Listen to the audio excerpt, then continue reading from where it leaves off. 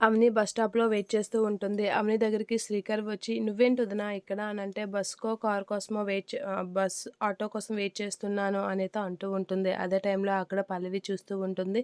Srikar అవనిని auto ఎక్కించి car ఎక్కించుకోవడం. ఇక "రా వదిన" అని చెప్పేసైతే శ్రీకర్ అయితే తనతో పాటు కార్‌లో తీసుకొని ఆఫీస్ దగ్గర డ్రాప్ చేస్తానని చెప్తూ ఉంటాడు. అలా శ్రీకర్ అయితే అవనిని ఆఫీస్‌కైతే తీసుకొని వెళ్తూ ఉంటాడు. మంచి ఛాన్స్ దొరికింది అని చెప్పేసైతే పల్లవి అయితే శ్రియకి ఫోన్ చేస్తూ ఉంటుంది. ఇక శ్రియ అయితే ఏంటి శ్రీకర్ ఇంకా రాలేదు అనైతే వెయిట్ చేస్తూ ఉంటుంది హోటల్‌లో. అలా హోటల్‌లో వెయిట్ చేస్తూ పల్లవి ఫోన్ అయితే చూస్తూ ఉంటుంది. "హలో సిస్ చెప్పు" అనైతే అంటూ ఉంటుంది.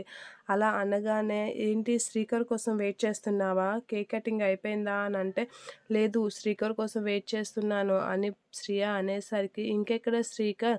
వాళ్ళ వదిన్ని కార్‌లో ఎక్కించి షికార్లకి వెళ్ళాడు" అనైతే అంటూ ఉంటుంది.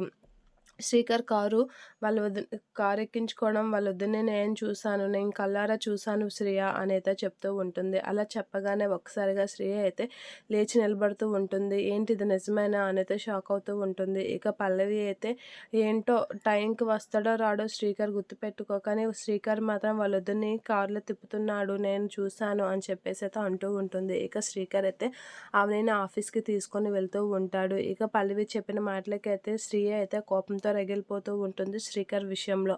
ఇక అవనినైతే ఆఫీస్‌కి తీసుకెళ్తూ ఉంటాడు శ్రీకర్.